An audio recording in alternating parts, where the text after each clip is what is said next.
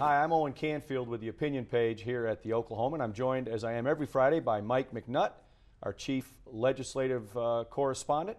Mike, thank you for being here today. Sure. Busy week at the Capitol. Late nights for you, I know, every night as lawmakers work to try to get as much done as they could this week.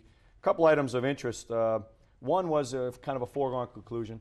They passed a bill that would basically implement many of the things that were found in that DHS study of the Human Services Agency. Would you talk a little bit about that? Sure.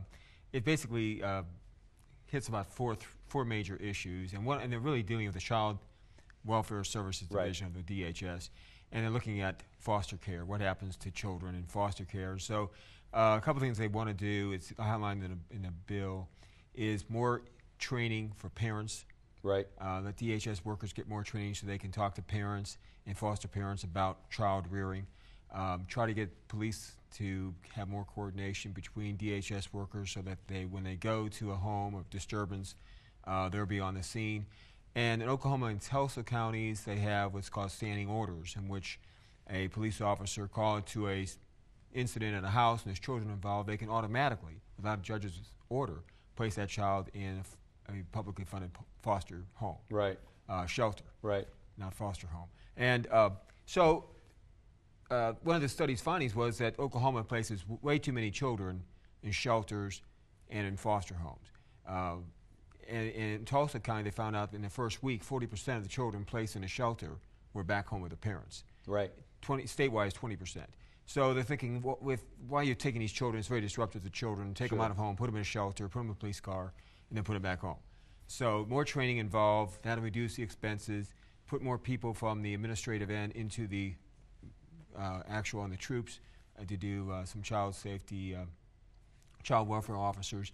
And so that bill now basically has the support of the whole House. There was a couple of concerns from Richard Morissette, Democratic legislator from Oklahoma City. He says basically, if there's problems with DHS, let's just start over. Well, he had a bill last year that would have divided into two or three divisions. And it was his, a lot of this audit is really from his complaints and concerns about DHS. And so he thinks that the director, some of the key people should be replaced and started new with all these new ideas. Right. He's a minority on that. But now it's in the Senate, and I'm expected the Senate will pass that. Sure. Now another one, a little bit denser subject, if you will, regards the requirement to figure out what something would cost if you want to add a mandate, insurance mandate. This has been a very hot issue now for the last 2 years, last year and this year, specifically tied to autism.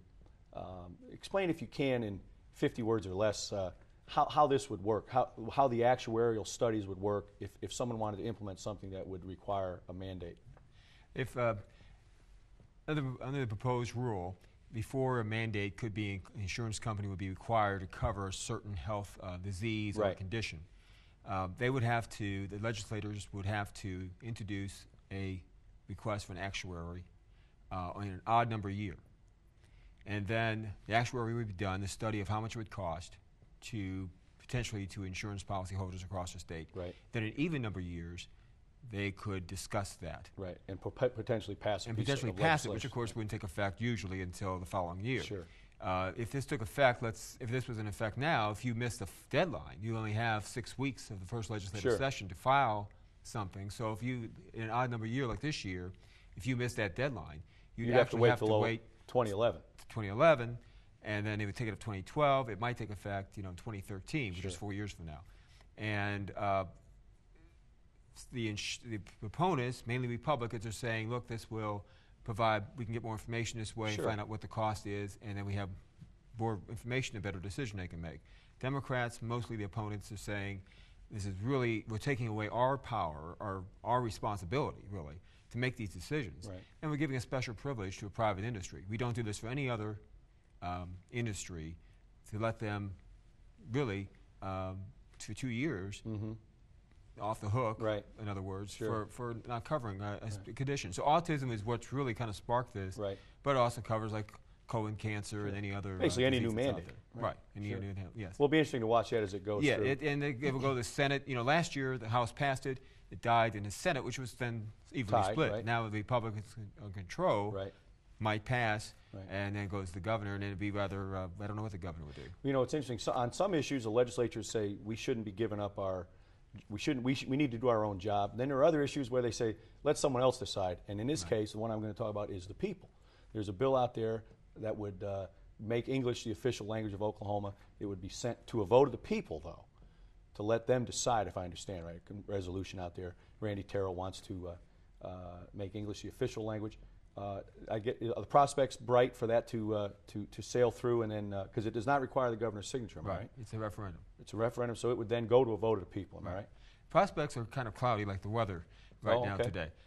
There's the Senate may not. It may just like last year, may not get out of the Senate. The Senate had passed its own version. Senator Patrick Anderson from Enid, the Republican, has what he called make English the common, recognized as a common language, right. Which basically says, look, the United States, we speak in English. That's our predominant language, and we recognize that. Official language basically makes English for the state of Oklahoma to conduct business. The only type of language that could be spoken or written would be English. Right. So no more Spanish. Right. No more Spanish. Driver's manuals and all that. Right. Or in some agencies now, when you call, you Right. might hear push Right. 1 for English, 2 for Spanish. That would be eliminated. Or if you ask for DHS, let's say you went for food stamps, that would have to be done in discussion of English. Right. Right. I've always wondered if we had an influx of Swedes or Germans, if we'd be worrying about this right now, but that's another issue. That's another issue, but it would affect everything. Of course, the American Indian tribes are excluded, exempted, Yeah, right. But they're rather concerned about this because, when you say English is the official language, it basically, it's taking kind of insult. They were here first, Sure. and That's right. We even have Oklahoma. What does that do? Our motto is in Latin. The state's name is Choctaw. Right. So now we're going to make English official language. McNutt. That's not. What is that? That's Irish. Irish. Okay. Good. Irish, maybe some Scottish there. A couple other real quick items. This falls under what I call the silly season at the legislature. There's a bill that would require students to recite the Pledge of Allegiance in school. And, of course, there's the continuing saga with the Ten Commandments monument. Right. I think there are a lot of folks out there who wish that less of this was being conducted and some real business was going on out there. But I think you told me that was it the Pledge of Allegiance bill, or one of these took an hour and a half the other day in debate? The Ten Commandments took about an hour and 10 minutes. Right. And the Pledge of Allegiance took about almost 45 minutes. The Pledge of Allegiance bill, right now, it's up to individual school districts to decide. Right. Sure. The pledge, many schools do it daily, have them recited, or maybe it's once a week, or it's up to the individual school district. This would require every school district to make sure that teachers every day recite the Pledge of Allegiance. It was sponsored by a Republican.